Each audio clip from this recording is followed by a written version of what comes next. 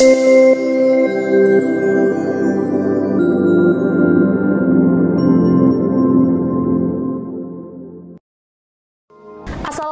warahmatullahi wabarakatuh. Halo rekan Universitas Negeri Padang. Saat ini kembali lagi bersama Vinda di UNP Podcast. Di mana di UNP Podcast ini adalah episode pertama luncuran tahun 2023 di penghujung tahun 2023 ini.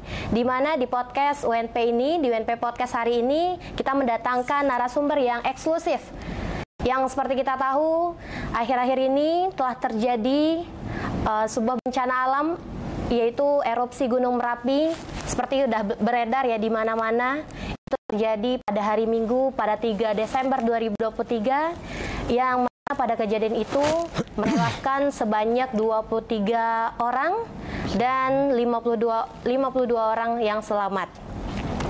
Untuk itu Universitas Negeri Padang juga turut berduka cita dan berbelasungkawa atas kejadian yang menimpa para korban, dan semoga keluarga yang ditinggalkan mendapatkan kesabaran yang berlimpah juga.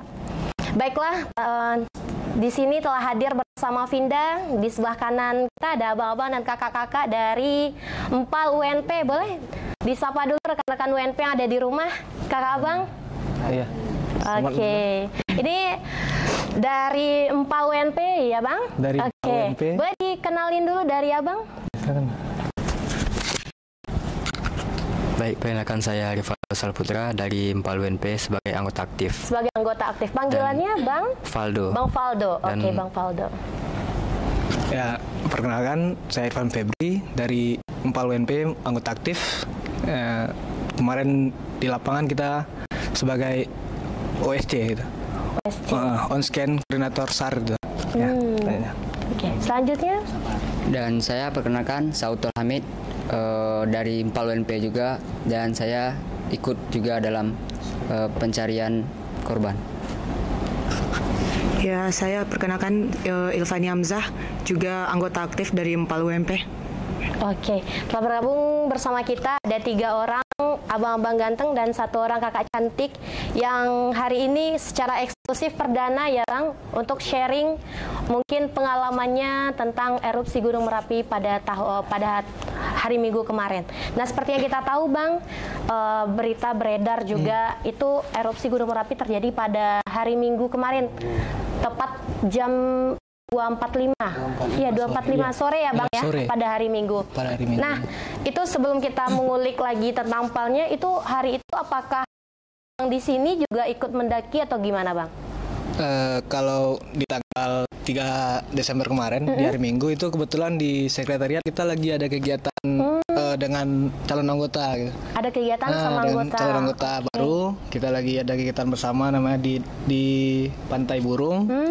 Kemudian sekitar jam 2:30 itu kita dapat kabar ada erupsi Merapi gitu. Nah, setelah ada kabar erupsi Merapi, nanti dari tim selesai kegiatan kita ada sedikit rapat di sekretariat untuk menentukan langkah SAR kita gitu. Kemudian dibentuklah sebuah tim untuk asesmen terlebih dulu, untuk mengecek data, kebenaran data, berapa jumlah korban, kemudian kondisi terakhir gunung gitu.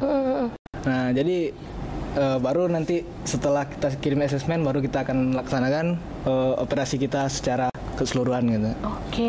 Berarti pada hari itu, hari Minggu itu berarti nggak ada dari abang yang di sini di gunung ya Bang? Nah, kebetulan dapat kabar aja berarti ya? Ya, kita nggak, yang anggota sendiri itu kita nggak ada yang lagi nggak ada yang lagi ikut pendakian itu. Cuma ada 3 orang dari kawan-kawan yang anggota juga yang lagi ikut pendakian itu dalam agenda pribadi sih sebenarnya, bukan kegiatan dari sekret kita gitu. Berarti bukan kegiatan dari organisasi dan juga bukan kegiatan dari universitas ya Bang?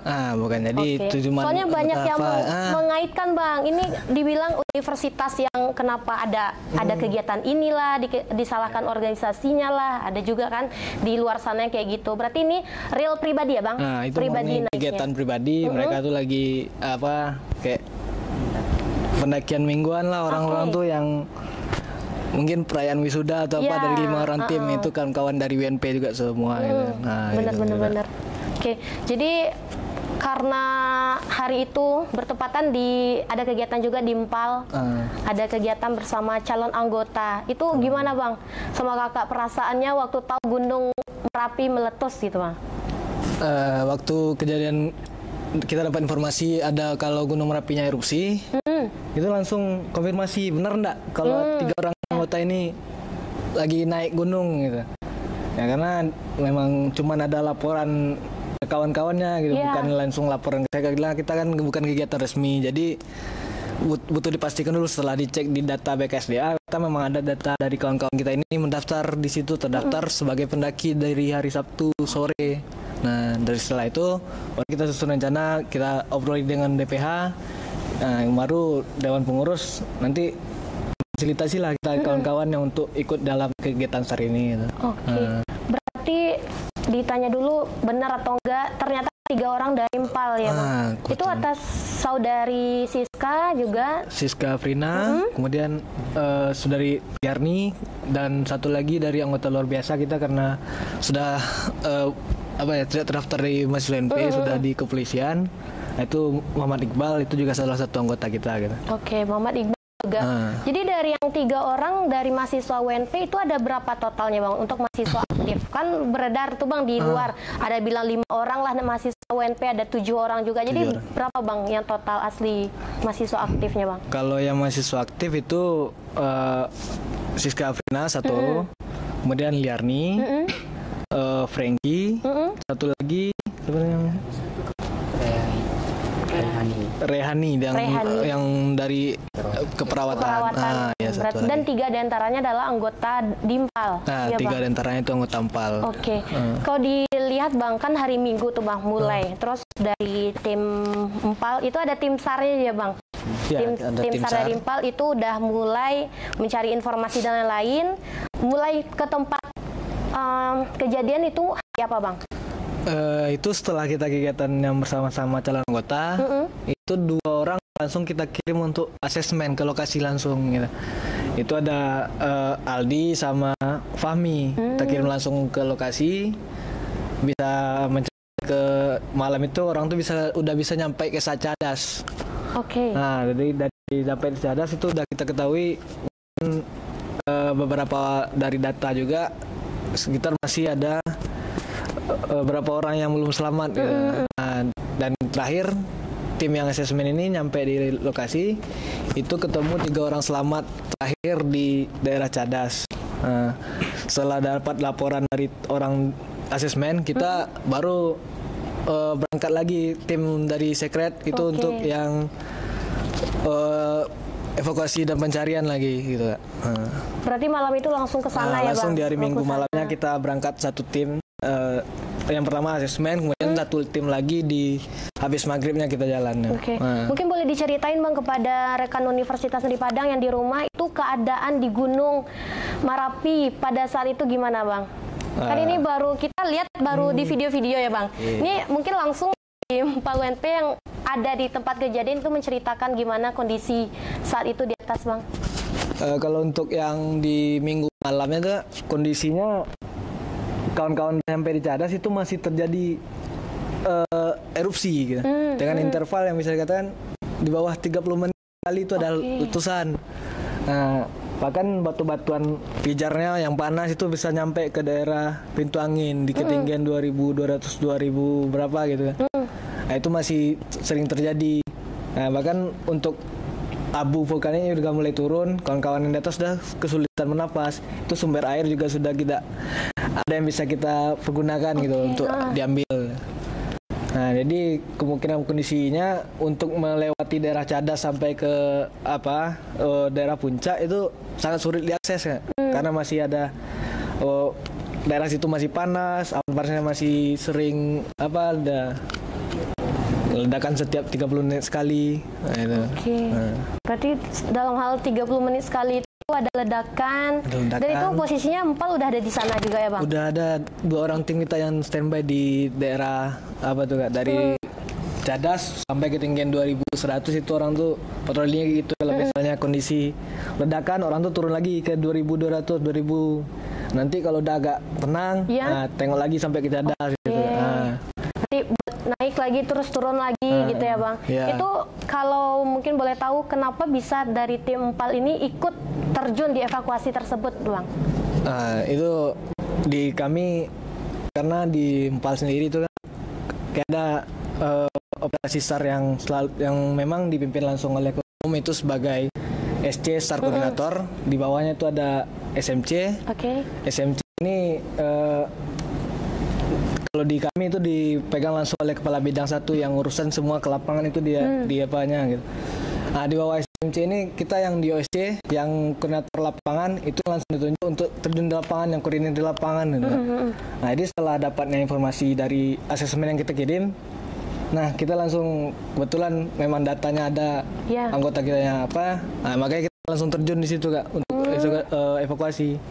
Nah, dan kalaupun bukan anggota kita juga itu karena itu sifatnya kemanusiaan ya, kita juga ada tim yang standby selalu untuk yang reaksi cepat ini. Ya kita pasti bakalan turun ya.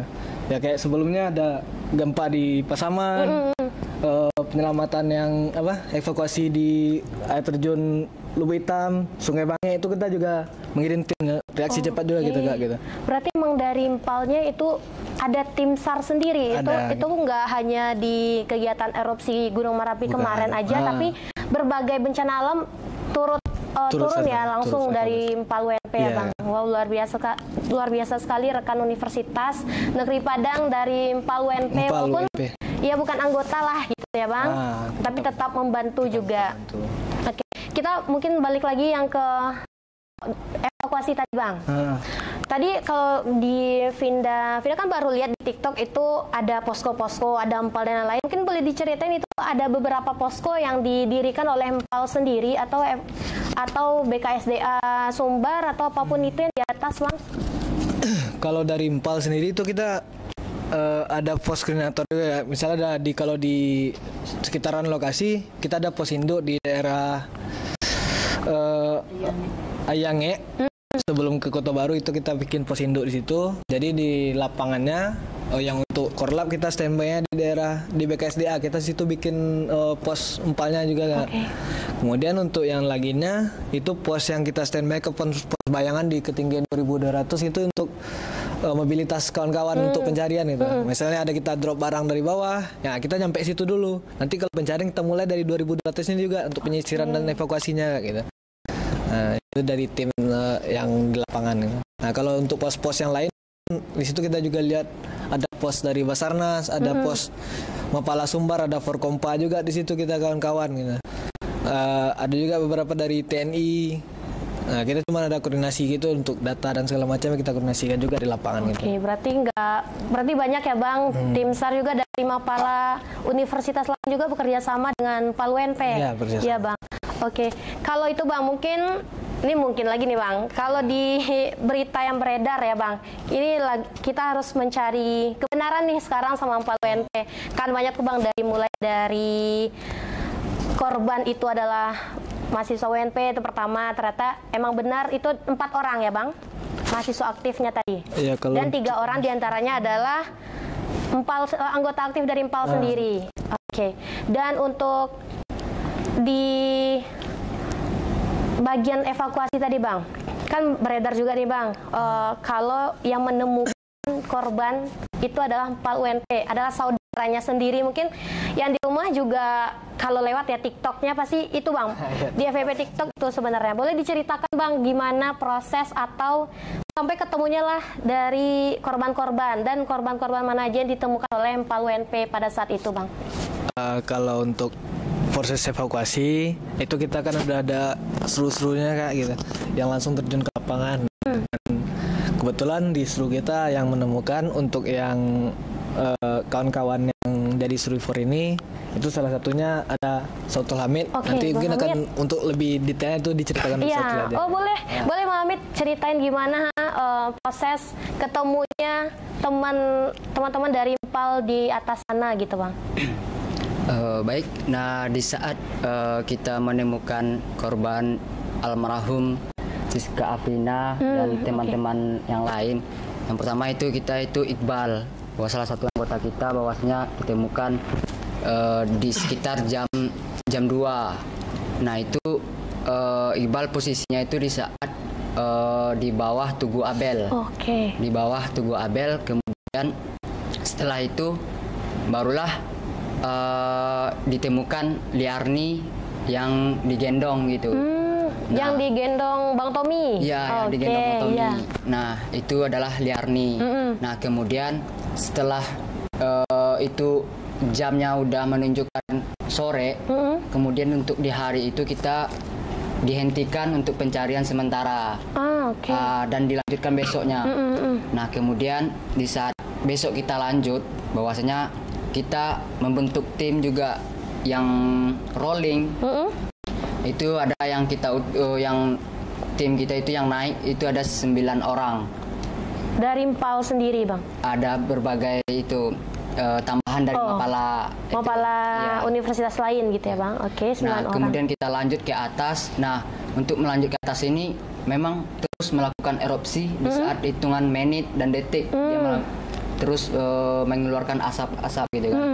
Nah, kita sebagai untuk mencari korban, jadi otomatis kita memang benar-benar memperhatikan situasi kemana arah angin yang di saat embusan angin itu. Karena kemudian barulah kita terus menyisir ke arah kiri untuk antisipasi yang kita jalani untuk menuju korban gitu kan. Nah, sesampai di atas di Tugu Abel, kita langsung belok kanan. Belok kanan dari Tugu Abel. Nah, tidak lama kemudian kita ketemu korban, yaitu almarhum Siska Afrina itu. Oke, berarti emang terakhir benar. Ini beritanya benar berarti ya, Bang? Iya. Saudari Siska itu terakhir ditemukan. Iya. Siska Afrina terakhir kita temukan di sebelah kanan di Tugu Abel gitu, Pak. Oke. Mungkin mohon maaf, Bang, di waktu saat penemuan itu gimana, Bang, dari saudari Siska? Kan banyak nih, Bang. Iya. Kembali lagi berita yang beredar Siska ini. Nah, jadi mungkin langsung aja Bang menjelaskan ini langsung dari yang menemukan gitu, Bang. Ya, di saat kita menemukan Siska, bahwasanya dia itu lagi telungkup gitu, dan dia masih memakai jilbab, jaket, dan untuk tubuhnya itu sangat utuh itu. Utuh dia kan. Ya. Kemudian setelah kita cek bahwasanya ini benar Siska, dan barulah kita secepatnya untuk memfokasi ke bawah gitu. Nah, jadi Siska ini masih memakai jilbab. Nah, untuk sementara karena ada pasir di jilbabnya, kita memang kita bersihkan pasir-pasirnya terlebih dahulu, baru kita masukkan ke dalam kantong mayat. Oke, berarti alhamdulillahnya langsung keluarganya sendiri yang menemukan kayak gitu ya, Bang. Iya. Itu kalau Siskanya berarti nggak ada yang terbuka satupun ya, Bang? Alhamdulillah di saat itu memang tidak ada terbuka, sampai hijabnya juga masih utuh. Masih utuh ya, Bang? Masih kayak biasa gitu. Dan wajahnya juga masih utuh, Bang? Iya, wajahnya juga. Cuman karena ada pasir di saat itu, karena kita cek, kita bersihkan bagian pasir-pasirnya di wajahnya gitu. Oke. Nah, barulah kita angkat bersama menyusur ke bawah. Oke, Masya Allah. Luar biasa ya, agak merinding ya rekan-rekan WNP dengan kebenaran yang disampaikan oleh teman-teman dari Mpal tadi. Kalau kita dengar kan baru di TikTok, baru di media sosial gitu, Bang. Jadi kalau pas didengar secara langsung itu tuh emang ya merinding, Bang. Iya. Itu baru Siska ini, Bang, terkait almarhumah Siska juga, Bang. Itu katanya sempat disampaikan kayak jaga aurat dan lain-lain, itu gimana, Bang? Jaga aurat ke teman-temannya, Bang, menyampaikan posisi dia ke keluarganya gitu, Bang, maksudnya, Bang? Ya, mungkin itu karena dulunya mungkin ada bercanda sama teman-teman dia itu kan. Nah, cuman saya pribadi kemarin di saat menemukan Siska itu saya belum tahu. Nah, cuman dengan pribadi saya, karena memang untuk menjaga tidak boleh disebar-sebarkan dan tidak ada yang untuk memvideokan dan memfoto jasad Siska Afrina ini. Nah, itu dengan tegas saya membilang sama rekan-rekan tim juga. Dan ada juga beberapa dari orang yang ingin foto, memang kita larang untuk tidak melakukan pengambilan dokumentasi saat itu. Berarti emang dilarang keras ya, Bang, karena Siska termasuk yang nggak ada bang dokumentasinya bang. Iya, Kalau yang lain kan, Siska. ya kalau yang lain kan banyak bang. Ada yang udah hancur lah badannya dan lain sebagainya. Tapi saudari Siska sedemikian itu dijaga oleh saudara-saudaranya, masya Allah gitu ya. Kalau itu bang, kalau ada salempang ya bang. Salempang itu ditemukan saat itu juga di dekat Siska atau gimana bang? Di Selempang ini itu di hari sebelum Siska ditemukan, yaitu dibawa oleh ranselnya Muhammad Iqbal. Oke. Nah, di saat itu karena saya yang menemukan juga Muhammad Iqbal kemarin itu, nah jadi itu saya cek barang-barang dan Iqbal ini barang-barang, kemudian yang ada di sama Muhammad Iqbal itu ada salempang Siska, kemudian jubahnya wisuda, perlengkapan wisuda. atribut wisuda. Oke. Kemudian termasuk dengan body packnya yang berisi HP, dompet, dan segala macam yang ada di tasnya salempangnya Iqbal itu gitu kan. Nah, barulah di saat itu, karena itu saya lihatlah salempang Siska ini untuk mengabadikannya gitu kan. Nah, setelah itu barulah saya pesankan sama salah satu rekan saya itu, Rivaldo. Oke. Rivaldo, dan karena saya masih berada di atas dan dia turun. Nah, ini tolong kasihkan sama yang di bawah, tolong antarkan sama yang ada keluarganya nanti. Nah, barulah itu yang saya dapatkan saat salempang Siska ada itu. Oke, berarti itu di tasnya Iqbal ya Iya, bang? di tasnya Oke. Iqbal. Berarti hari sebelumnya itu Iqbal dulu ditemukan Iya, berarti? Iqbal Itu yang dulu menemukan ditemukan. Iqbal? Juga saya. Juga Bang Hamid? Oke. Bersama tim. Nah, karena memang sebenarnya udah ada yang ditemukan, cuman di saat itu memang belum ada yang dievakuasi gitu. Nah, karena situasi saat itu memang kabut, terus mengeluarkan erupsi gitu kan. Nah, memang di situ karena niat saya memang kuat, karena ada yang melaporkan bahwasanya ada satu lagi di atas katanya. Nah, kemudian karena aku ada tim, kemudian bilang sama tim, ayo kita berangkat ke atas lagi, yang lihat yang satu yang itu kan. Ternyata ketika saya lihat ternyata benar. Kemudian yang teman aku bertanya, gimana A1? Nah, jadi setelah itu baru dah aku nggak ibaratnya lemas gitu lihat teman gitu kan, saudara kita kayak gitu. Makanya memang Iqbal juga termasuk dokumentasinya dibilang sedikit atau tidak ada lah. Itu juga dilarang ya berarti dari Abang sendiri? Iya. Termasuk yang di saat pemberhentian mau untuk evakuasi ke jalur Trabas, itu juga saya larang bahwasanya tidak boleh dibuka. Iya, untuk pengecekan kepastian. Nah, itu memang tidak memang dilarang untuk membuka. Nah, termasuk pokoknya dari korban anggota Empal itu memang saya juga sepakat tidak untuk melakukan dokumentasi untuk si korban ini gitu. Tidak boleh memfoto jenazah-jenazah yang anggota Empal yang saya dapatkan itu. Berarti di-keep sendiri aja sama abang pribadi berarti ya bang? Iya. Emang terjaga aibnya lah ya bang, dari kalau beredar kita nggak tahu nih bang, fotonya udah sampai mana aja kayak gitu ya bang. Itu baru dua bang, Bang Iqbal sama saudari Siska. Tadi dua lagi dari yang Empal, itu yang satu lagi, satu lagi dari Empal. Satu lagi itu Liarni. Liarni ini juga bahwasanya ditemukan sama Bang Tommy namanya. Bang Tommy, kemudian digendong. Setelah digendong, kemudian baru dia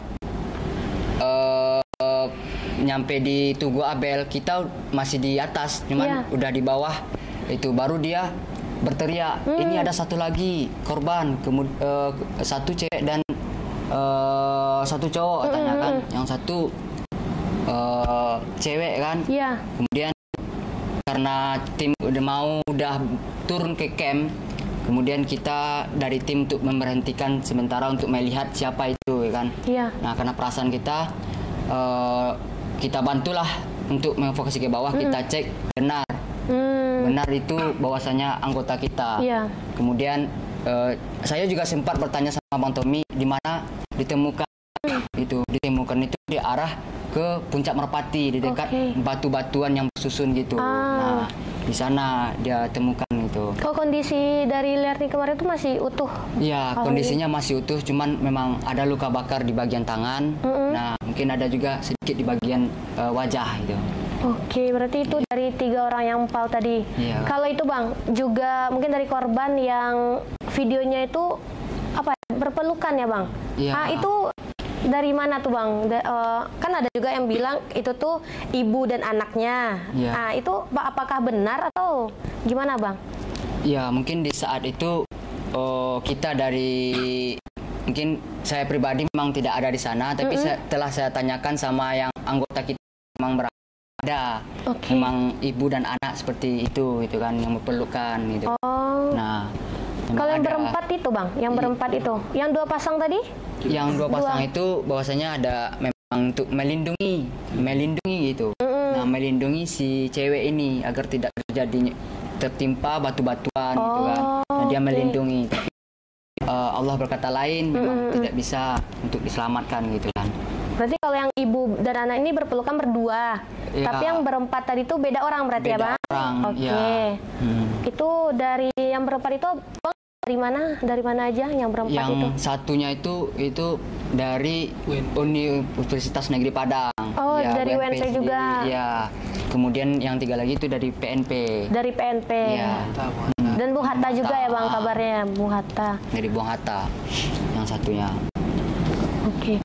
Kalau itu Bang, ini 4 hari tadi ya Bang, kalau nggak salah 4 hari pengevakuasian, di hari kedua dan hari ketiga itu ada Bang Faldo. Nah mungkin boleh diceritain Bang kalau dari pengalaman Bang Faldo sendiri dalam hal pengevakuasian korban pada hari itu Bang. Ya, mungkin saya suruh di hari ketiga dan juga hari kedua dan juga ketiga. Itu diutus oleh OSC, itu ada Bang Irfan untuk naik di hari kedua dan ketiga menggantikan orang yang hari pertama dan kedua gitu. Nah di hari kedua dan ketiga itu kita berhasil menemukan yaitu atas nama Iqbal, Liarni dan juga Franky itu yang dari mahasiswa UNP. Nah yang seperti disampaikan oleh Sautul Hamid tadi untuk nama Iqbal itu ditemukan oleh beliau dan juga Liarni dan juga Franky ditemukan oleh Bang Tommy dan juga kawan-kawan gitu. Nah saat ditemukan Iqbal itu saya dipercaya oleh teman-teman untuk mengelilingi jenazahnya ke bawah gitu. Selama proses mengelilingi jenazah ke bawah itu juga dipesankan untuk tidak membuka kantong jenazah atas nama Iqbal. Selain jenazah Iqbal itu juga dititipkan juga beberapa barang dari almarhum Iqbal, itu ada handphone, dompet dan juga kunci motor dan lain sebagainya gitu. Selanjutnya juga ada selempang dan juga toga dan juga jubah wisuda dari Siska Afrina yang dibawa oleh Iqbal gitu. Itu saya sendiri yang membawa sampai ke bawah dan saya langsung memberikan ke. Namun untuk jubah dan selempang dan wisuda Siska masih di saya. Rencana akan saya berikan kepada pihak keluarga di hari ke-7 gitu. Untuk motor Iqbal sudah saya berikan kepada pihak keluarga beberapa hari yang lalu. Nah, selama proses mengevakuasi Iqbal itu juga diiringi oleh beberapa kawan-kawannya di kepolisian yang satu angkatan dengan beliau gitu. Nah, selama saat di jalur pengevakuasian Iqbal, ternyata saya melihat ada anggota ampal yang mengelilingi 2 jenazah lagi gitu. Ternyata 2 jenazah tersebut atas nama Liardi dan juga Franky yang ditemukan oleh Bang Tommy dan kawan-kawan tadi. Ya.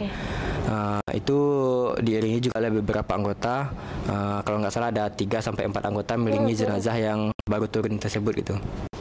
Itu sih beberapa cerita yang saya dapatkan, dan untuk jubah Siska akan saya berikan ke pihak keluarga gitu, karena saya rasa itu salah satu barang yang penting diberikan kepada keluarga gitu. Benar-benar. Lagi mau wisuda juga ya Bang. Berarti di hari ke-7 nanti Abang rencana memberikan ke pihak keluarga? Iya, akan memberikan, dan juga motor dari Siska gitu. Motor Siska sudah kita amankan juga. Sekarang sudah di PKM UNP. Itu jadi akan kita berikan bersama dengan jubah dari Siska gitu. Berarti kalau dari Bang Valdo itu di hari kedua dan hari ketiga. Hari pertama dan hari kedua tadi ada si Fahmi dan juga Bang Aldi. Fahmi. Berarti gantian gitu ya Bang? Gantian. Oke, dan Bang Hamid di hari ketiga dan hari keempat. Berarti di hari keempat itu ditutup ya Bang? Ya ditutup karena semua korban sudah didapatkan. Target yang kita rencanakan dari awal sudah kita dapatkan. Makanya juga mengikuti arahan dari pihak berwenang juga sudah ditutup gitu. Makanya kita dari Impal koordinasi dengan OSC, SMC dan juga SC untuk operasi Impal sudah bisa kita hentikan gitu. Oke. Kalau itu waktu saudari mungkin teman-teman dari Impal berangkat nih Bang, berangkat ke gunung, kan ada 3 orang dari Impal, itu kan di personal ya Bang, personal bukan dari organisasi atau bahkan universitas. Itu ada nggak sih ngajak teman-temannya dari Impal Bang gitu Bang? Ya kebetulan di hari Jumat tanggal 1 kalau nggak salah hari Jumat saya belum sholat Jumat, saya dan diajak oleh Siska Afrina untuk mendaki bareng ke Gunung Merapi secara personal gitu. Itu ada diajak itu saya sendiri, Valdo, Rido, Fahmi dan juga Gito. Nah kebetulan saat diajak itu saya sudah dipercaya terus untuk menghandle kegiatan bersama calon anggota di hari Minggu gitu. Makanya saya sudah dipercaya di hari Minggu, makanya saya tidak bisa ikut bersama Siska ke Gunung Merapi gitu. Nah untuk Rido juga demikian, sedang penelitian di kampung halamannya di Lintau. Untuk Fahmi juga sama dengan saya, juga dipercaya oleh pengurus untuk menghandle kegiatan bersama calon anggota. Dan Gito kebetulan saat itu sedang sakit, makanya tidak bisa ikut bersama Siska dan teman-teman menaiki Gunung Merapi gitu. Mungkin ini juga jalan takdir dari Tuhan. Ada aja jalannya untuk saya tidak jadi berangkat ke sana gitu. Jika saya dan teman-teman jadi berangkat, mungkin saya salah satunya menjadi korban di sana gitu. Ya Allah, Itu diajaknya secara langsung atau via telepon Bang? Itu diajak via WhatsApp dan juga ditelepon secara grup oleh Siska Afrina gitu. Kebetulan ya yang saya bilang tadi takdir berkata lain gitu. Jadi saat mendengar Siska Gunung Merapi erupsi di Empal, khususnya saya pribadi cukup kaget mendengar hal demikian gitu. Malahan sebelum kami turun ke lapangan, kami berharap teman-teman itu sudah turun dari gunung gitu. Namun kenyataannya berkata lain gitu.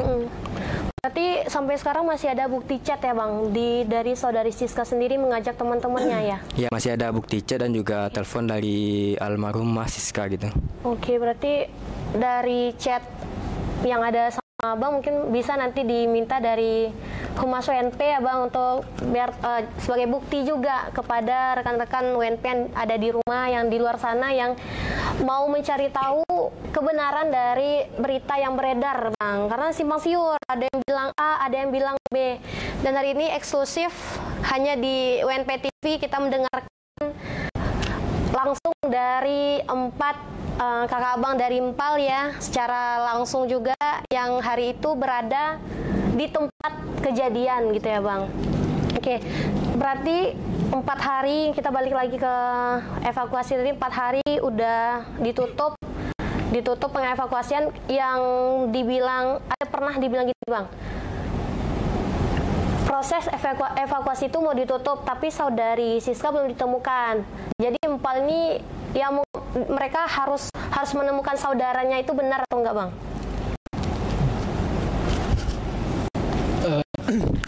Itu kondisinya terakhir seluruh tim yang ada di PKTA, di pos-pos yang di sampai yang di gunung yang nyampe di Cadas, itu kita diperintahkan untuk segera mengosongkan area gunung gitu. Ya karena kondisinya itu sudah dari data yang orang tuh keluarkan semuanya sudah terdata dan dinyatakan meninggal dunia dan lain-lainnya gitu. Nah, tapi kondisinya kita di lapangan, kondisi kawan-kawan ini kan yang terjun langsung ke evakuasian kawan-kawan yang jadi swiper gitu. Nah, dari laporan tim yang di atas itu kita belum mendapatkan kepastiannya untuk yang Siska Afrina. Nah, itu ya seperti apa ya?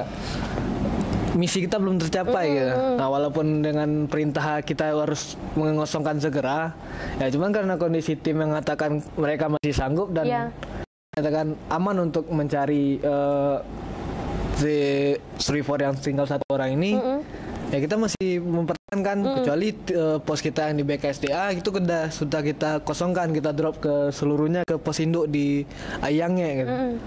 Nah, dari apa itu baru nanti tim yang bergerak dengan beberapa orang yang masih tertinggal di atas. Nah, disitulah kita menemukan saudari Siska ini dalam kondisi yang sudah meninggal dunia itu.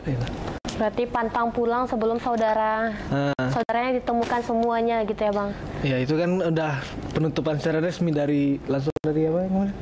Yang di pos di Batu Plano itu Kak. Nah, langsung ditutup secara resmi untuk pencarian seluruh dari tim SAR juga gitu ya Bang? Sudah ditarik mundur kembali ke pos induk, semuanya sudah ditarik, dan kita juga diharuskan untuk menarik tim yang untuk dari atas itu. Nah, itu kondisinya Kak. Berarti saudari Siska adalah orang terakhir yang ditemukan berarti ya Bang? Ya, itu dari survivor yang terakhir yang kita ketemukan. Makanya dibilang apa? Ratu Keabadian apa Bang? Ya, Ratu Keabadian itu mulai mencetus gelar Ratu Keabadian itu dari mana Bang? Sebenarnya itu Bang? Kalau dari kami sih kayaknya nggak ada apanya Kak kalau untuk Ratu Keabadian gitu kan. Ya karena ya dia masih berpulang, masih sampai ke keluarganya gitu. Nah, jadi kalau dari kami sih lebih ke Arinda yang terjaga gitu. Apa Bang? Arinda yang terjaga gitu. Adinda yang terjaga. Oke. Ya, karena dari dokumentasi dan segala macam itu kita bisa menjaga lah di kawan-kawan. Di-keep rapat-rapat sama teman-teman PAL ya Bang. Apa yang di lokasi itu udah di-keep lah untuk orang-orang yang ingin mengambil dokumentasinya gitu. Nah, kalau misalnya Keabadian ya dia masih pulang gitu, masih kita bisa antarkan, kita kembalikan keluarganya gitu. Berarti Adinda yang terjaga itu gelar dari teman-teman. Kalau dari kami di PAL itu yang kami berikan. Karena mereka masih pulang gitu ya Bang, masih ditemukan, alhamdulillah ditemukan jasad dari teman-teman itu. Luar biasa sekali. Berarti cukup apa ya Bang, kegiatan pencarian selama 4 hari itu. Ini Bang, mungkin bukan Vinda aja, teman-teman yang di rumah juga penasaran. Kita tahu per 30 detik atau per menit itu letusan atau Gunung Merapi itu erupsi lah gitu. Jadi apa sih Bang yang membuat dari teman-teman PAL masih terus mencari teman-teman yang lain gitu Bang? Ya kalau lebih ke itu sih. Kalau di kami itu kan kita sebelum berangkat ke gunung kita udah melengkapi segala SOP untuk keselamatan segala macam, dan kita juga dibekali keilmuan di survival gitu. Nah, jadi masih berpikiran dalam kondisi itu kawan-kawan ini masih survive lah gitu. Ya jadi bagaimanapun kita temukan dulu gitu. Minimal ya kalau misalnya ya seperti tadi, kemungkinan kalau kita misalnya lebih cepat mungkin bisa jadi masih ada korban-korban lain yang kita ketemukan. Ya cuman ya karena kondisinya seperti itu, kita ketemunya dalam kondisi meninggal dunia. Nah, ya, otomatis kita cuma bisa evakuasi gitu kan. Kalau untuk apa itu? Berarti walaupun ya kita tahu kondisi di atas sana udah nggak memungkinkan gitu Bang. Mungkin bunuh diri lah ke atas tuh gitu Bang. Jadi apa yang membuat hati dari Bang Faldo mungkin atau Bang Hamid terus bergerak ke atas gitu Bang? Karena ya kalau kita ke atas kondisi ya hawa panas, gunung erupsi terus-terusan juga gitu. Jadi kenapa Bang bisa tergerak hatinya sampai selesai mencari korban-korban gitu Bang? Ya, mungkin untuk kita bergerak karena belum ditemukan saudara kita itu Siska Afrina, dan memang di saat itu memang sudah dihentikan pencarian gitu kan. Nah kita saudara kita di Empal sendiri bahwasanya memang saudara yang saya ini belum ditemukan gitu. Nah makanya kita memang bergerak untuk tim terus melanjutkan pencarian, dan kita melihat bagaimana situasi di saat gunung itu dan melihat perlengkapan yang kita gunakan.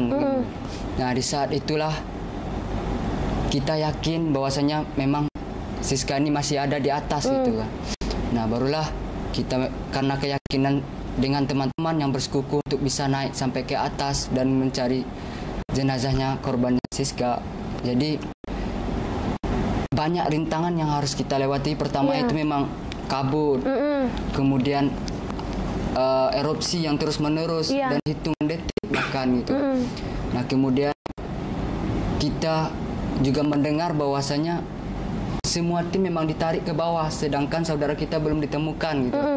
Nah disitu saya pribadi juga dan tim-tim merasa agak kecewa gitu terhadap bahwasanya belum ditemukan saudara kita ini gitu. Sedangkan operasi SAR memang udah ditarik belakang gitu. Nah makanya kita dari tim memang harus mendapatkan Siska ini gitu. Nah setelah kita memang bersekukuh dengan melihat situasi bagaimana di atas itu memang arahnya tidak ke kita, makanya kita berani untuk naik ke atas. Nah dengan mempertimbangkan APD yang kita gunakan tersebut. Nah alhamdulillah berkat kekukuhan kita dan keyakinan kita dan doa dari teman-teman seluruhnya, jenazah Siska dapat kita temukan gitu. Alhamdulillah. Jadi berbuah hasil ya Bang, kekeh lah ke atas gitu, walaupun keadaan kayak gitu. Pasti ada rasa takut nggak sih Bang awalnya? Ya kalau rasa takut kita memang ada takut, cuman ya kita juga mementingkan diri kita untuk keselamatan yang terutama, dengan tujuan kita ke atas apa gitu kan, dengan untuk mencari si korban. Nah makanya kalau kita takut dalam situasi hal itu mungkin ada, cuman karena tujuan kita itu memang hilang rasanya rasa takut di saat itu gitu. Sampai si korban jenazah Siska ini bisa ditemukan gitu. Karena niatnya emang udah baik gitu menemukan korban gitu ya Bang, apalagi korban juga merupakan keluarga kita kayak gitu ya Bang. Kalau Bang Valdo juga sampai akhir ya Bang kemarin tuh mencari korban itu gimana Bang? Perasaan menghadapi ini serius nggak ya? Mau ke atas nggak ya? Ada keraguan nggak sih Bang awalnya? Kalau bicara keraguan, jujur saya pribadi, saya rasa seluruh anggota Ampal tidak ada rasa keraguan dalam turun dalam operasi SAR itu. Karena sebelum kita turun ke lapangan, kita juga sudah dibekali oleh beberapa materi saat kita masuk Ampal, dan niat kita yang ke dalam operasi SAR itu memang dari hati kecil gitu. Saya sedikit mengutip dari penyampaian dari anggota luar biasa kami. Kita ini bergerak dalam operasi SAR bukan karena gaji gitu, tapi dalam bergerak dalam hati kecil gitu. Makanya semua keberanian itu terkumpul karena hati kecil lah yang berbicara gitu. Kebetulan 3 korban anggota Ampal itu adalah teman seangkatan kami di sini gitu. Makanya semua operasi SAR ini kami lakukan dengan seksama, terukur dan sesuai dengan apa yang kami targetkan gitu. Mungkinnya itu.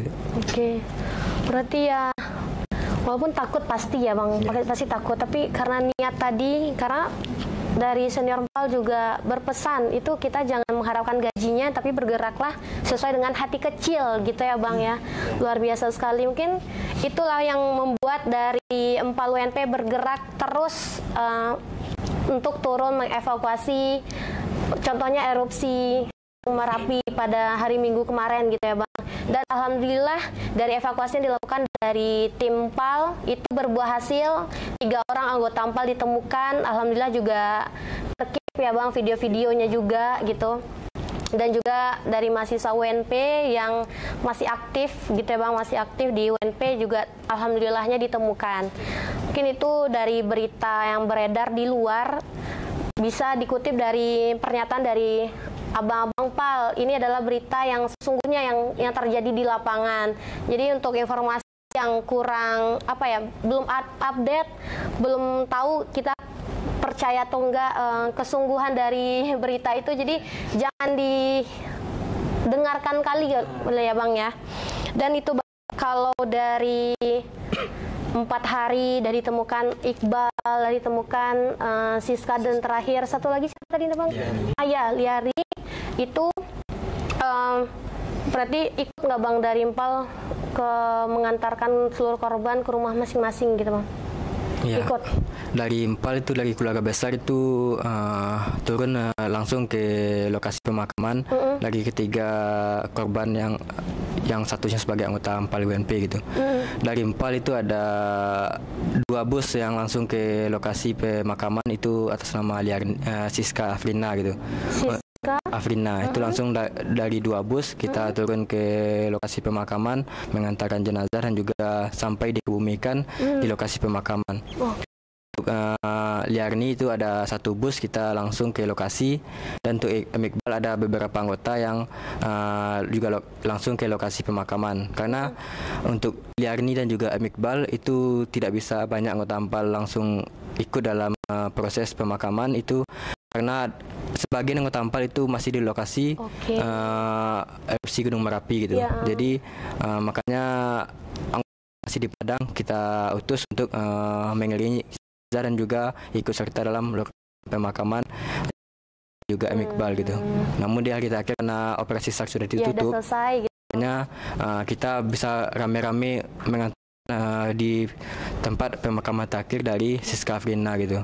Kita juga terima kasih juga kepada Universitas Negeri Padang yang juga membantu proses mobilisasi kita selama erupsi Gunung Merapi ini, mulai dari mempercayakan 1 mobil pick up dan juga memberikan kami kepercayaan untuk ikut memberikan kami 1 buah bus untuk ke lokasi pemakaman Liarni dan juga Siska Afrina gitu. Mungkin ada tambahan dari Bang Irfan gitu. Oke, boleh Bang, silakan Bang.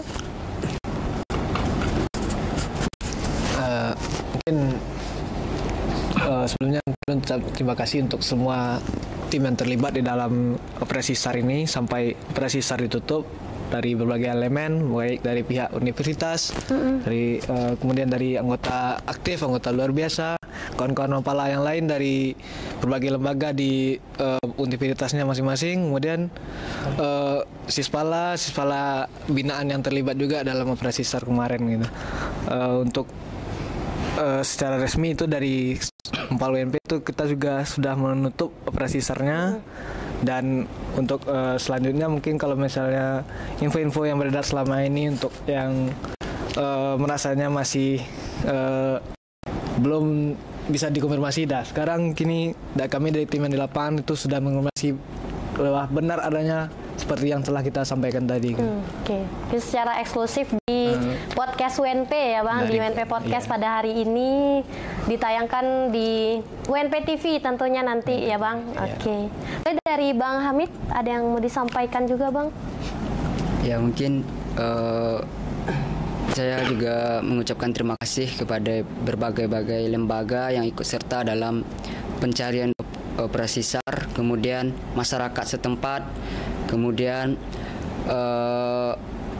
senior-senior kita yang telah membantu kita baik dalam segi donasi untuk pencapaian kita bisa ikut SAR, kemudian pihak universitas yang telah mempercayai kita terjun ke lapangan, yang telah memberikan kita izin untuk pergi berkegiatan untuk mencari evakuasi SAR ini. Nah mungkin ini adalah sebagai pelajaran juga bagi kita untuk kedepannya nantinya. Mungkin itu yang dapat saya sampaikan gitu. Mungkin dari pihak itu tadi pihak universitas yang ikut terjun waktu evakuasi itu ada siapa aja Bang? Dari pihak universitas mungkin Bang?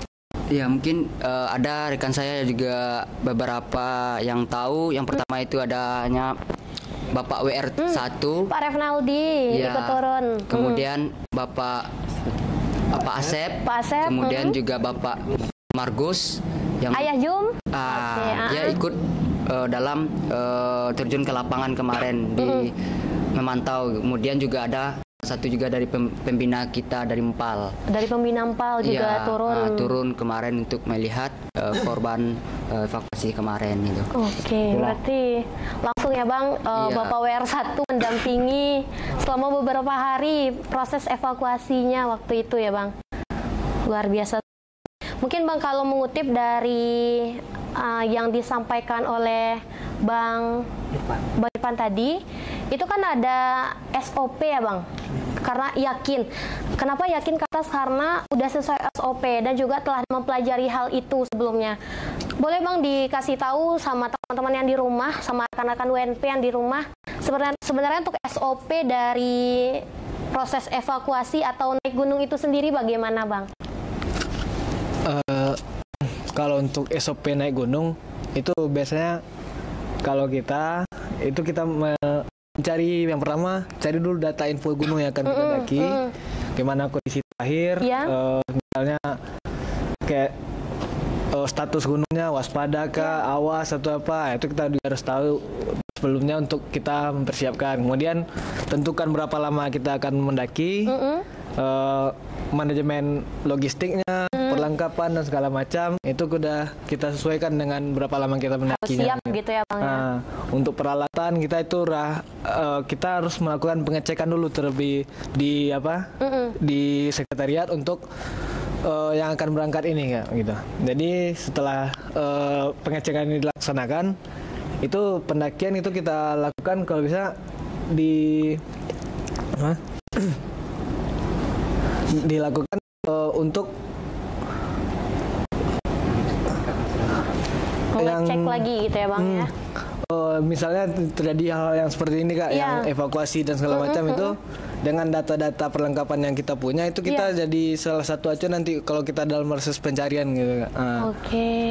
Ya lebih ke kalau untuk yang perlengkapan standar lapangan itu kalau misalnya gunung-gunung kita di sini kita butuh perlengkapan camping, perlengkapan untuk istirahat, misalnya sleeping bag dan segala macam gitu. Perlengkapan navigasi kita juga butuh bawa kompas, peta gunung yang akan kita daki. Kemudian kontak-kontak yang akan kita hubungi kalau misalnya terjadi hal-hal yang tidak gitu Kak.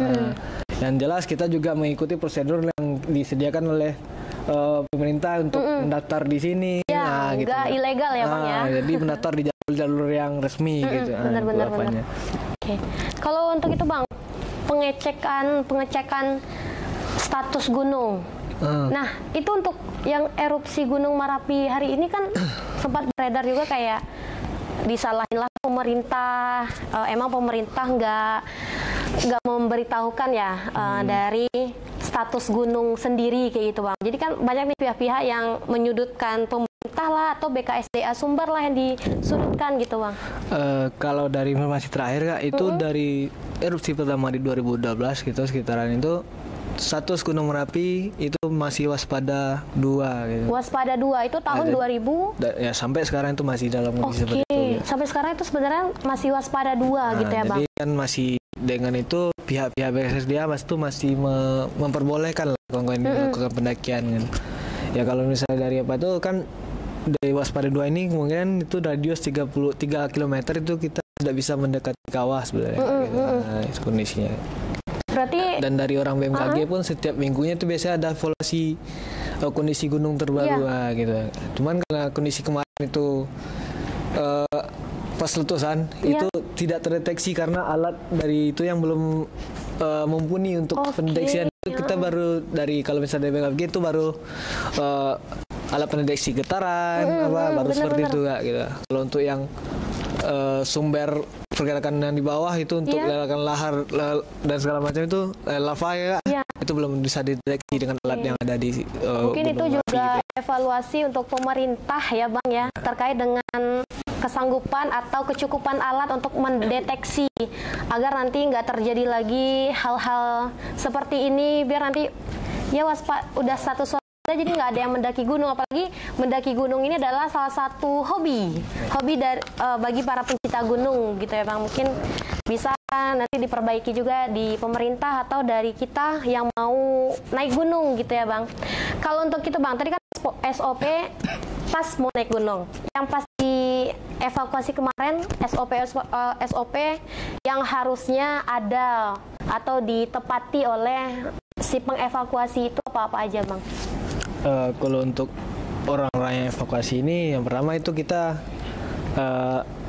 menyiapkan perlengkapan untuk misalnya kalau Gunung Merapi kemarin itu kan masih terjadi ledakan-ledakan. Kita seperti panas gitu ya Bang? Kita butuh helm, kita pakai helm juga, butuh masker, kemudian kita butuh menyiapkan kacamata juga. tandu, kita juga sudah menyiapkan tandu. Kemudian kalau misalnya dalam kondisi kita menemukan jenazah, berarti kita harus butuh body bagnya. Body bagnya, sarung tangannya juga kali ya bang ya. Sarung tangan latex untuk biar tidak terjadi penyebaran virus dari mayat langsung ke manusia gitu. Kemudian untuk tim yang berangkat ke lapangan itu kita juga harus tahu kondisi medan dan gunungnya gitu. Misalnya kita butuh petanya, plotnya kemana, daerah-daerah amannya seperti apa gitu, kita juga udah mengantongi sebelum ke lapangan terjun langsung gitu. Kalau untuk yang di tim lapangannya. Mungkin bagi yang mengevakuasi nantinya lebih mematuhi SOP juga, karena bahayanya juga ke diri pribadi. Nanti yang mengevakuasi mayat tapi nggak pakai sarung tangan, nanti virusnya bakal ke kita ya bang, kita bahkan ke keluarga-keluarga juga. Mungkin boleh bang tips selain SOP tadi bagi kita nih pecinta gunung misalkan, boleh tips-tips keselamatan ketika kita naik gunung bang? Boleh dari Bang Valdo atau kakak juga kak? Ya, mungkin dari kami dari Empal untuk bagi pemula maupun yang ingin menaiki gunung, tolong dipatuhi terlebih dahulu peraturan-peraturan yang ada di gunung itu. Itu peraturan dibuat bukan hanya sekedar dibuat, itu memang untuk keselamatan kita pribadi dan juga tim gitu. Benar. Jadi patuhi semua peraturan, lihat kembali informasi-informasi mengenai gunung yang akan kita daki, mulai dari estimasi perjalanan, lokasi camp, lokasi aman dan lain sebagainya gitu. Dan yang paling penting itu saling mengabari antar tim, keluarga dan lain sebagainya gitu. Oke. Boleh kalau tips dari abang? Oke, boleh Bang Hamid mungkin. Ya, mungkin kalau dari saya itu yang pertama itu kita juga untuk bekal pendakian ini salah satunya fisik yang harus kita persiapkan. Tidak hanya mendaki, kalau tidak tanpa fisik kita nanti akan bakal lelah. Berarti fisik pertama ya bang? Iya, kemudian kita juga mengenal penyakit yang ada yang ada dalam tubuh kita. Nah, karena itu kita sudah mengenal, berarti kita harus membawa obat-obatan P3K yang paling utama untuk harus standby ya bang? Iya, standby saat pendakian. Kemudian adanya P3K, obat-obatan pribadi lah di saat pendakian. Kemudian jangan lupa kita juga bawa alat survival, karena di saat di gunung juga nanti adanya kita tersesat, kita berpencar dengan teman, dengan alatnya survival kita bisa bertahan hidup di alam gitu kan. Nah, karena itu barulah dengan adanya perlengkapan yang memadai dan kita juga yang tim berangkat juga saling tahu kondisi temannya kita sebagai apa, apakah dia sanggup. Kalau memang tidak sanggup, jangan kita paksakan dia untuk naik. Itu. Mungkin dari kakak boleh tambahan kak? Iya. Oh ya, mungkin kalau dari saya tips khususnya untuk perempuan kali ya. Ya. Khusus untuk perempuan yang mau naik gunung nih ya kak. Paling itu perlengkapan pribadi memang benar-benar lengkap. Kita apa ya, untuk pribadi kita utamakan dulu, nanti baru perlengkapan tim kita lengkapi gitu. Selain juga kita persiapkan fisik dan logistik. Fisik dan logistik gitu ya. Untuk pribadi dan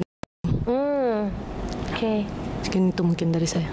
Jadi harus dipersiapkan baik dari fisik, kesehatan, kesehatan juga di fisik, logistik juga, dan juga alat-alat untuk jika terjadi bencana atau kita kehilangan tim gitu ya kak ya. Tersesat gitu. Kalau untuk mungkin terakhir ya bang, dari rekan-rekan yang mau mendaki gunung, ada mungkin gunung medan yang aman untuk didaki gitu bang? Apalagi dari abang-abang yang biasa juga mendaki gunung ya gitu, mungkin dari yang di rumah, kalau karena erupsi Gunung Merapi mungkin takut kan ya buat daki gunung lagi, mungkin ada bang beberapa medan yang masih aman lah bang kita daki untuk para pecinta gunung gitu bang. Kalau misalnya gunung sih sebenarnya aman, aman sampai status yang tadi itu tidak waspada atau awas gitu, yang lebih waspada satu, kemudian awas tuh masih aman kita. Untuk mendaki selagi kita memahami tadi yang SOP yang kita persiapkan untuk sebelum pendakian gitu. Kadang yang bikin kita bisa celaka ke gunung tuh misalnya dengan fisik yang tidak mumpuni, kita bisa drop dengan perlengkapan yang tidak cukup, misalnya kita tidak bawa sleeping bag dengan segala macamnya, nanti kita kedinginan, hipotermia dan segala macam itu bisa menjadi bahaya gitu. Yang kemudian yang kemarin kan kalau Merapi itu khususnya tuh lebih ke memang kebencananya gitu. Kalau misalnya gunung-gunung yang lain, kalau misalnya statusnya itu dibuka untuk umum, itu rasanya aman selagi kita mematuhi SOP yang kita berlaku, gitu ya, Bang. Udah berlaku itu kan. Dan jangan sesekali naik dari jalur ilegal. Sesekali naik dari jalur ilegal karena nanti seperti ini ada bencana dan lain-lain, kita mendeteksinya juga susah gitu ya, Bang. Mungkin terakhir nih, Bang, dari abang-abang dan juga kakak, ada yang mau disampaikan kepada teman-teman atau rekan-rekan Universitas Negeri Padang yang ada di rumah gitu, Bang, sebagai penutup dari podcast kita atau diskusi kita pada hari ini. Boleh silakan, dari mana dulu? Dari abang boleh, silakan. Oke, boleh. Silakan, Bang Hamid. Mungkin yang kita bercermin pada kejadian bencana alam ini mungkin dari pihak mungkin dari teman-teman yang ada di rumah dan dimanapun berada, mungkin kita lebih berpikir lagi atau lebih menyaring lagi informasi-informasi yang dapat sama kita, dan lebih mendetail lagi apakah itu sudah fix data-data yang beredar atau belum. Nah, itu harus kita pertimbangkan juga agar sebelum terjadinya berita hoax yang terjadi saat sekarang ini.